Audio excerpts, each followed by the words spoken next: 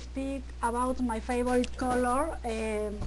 My favorite color is green, and even though some people say the other color is the best for them, I would go as far as saying that the green color is related, is my favorite color because it's environment related, my personality related.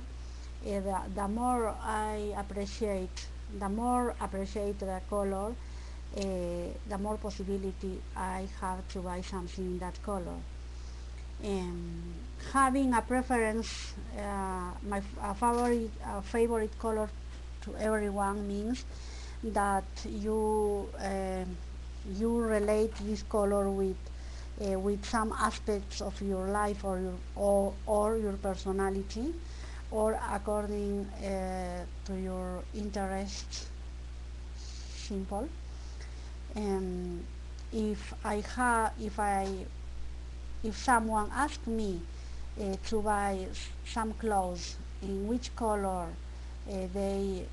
which color it could be, I will definitely recommend the person that the best color um, would be green. Um, what else? People, the way I see it, people have preferences or interests in color, so we might as well recommend them to buy or to have some favorite color according to their personality. Thanks. Ahora hay que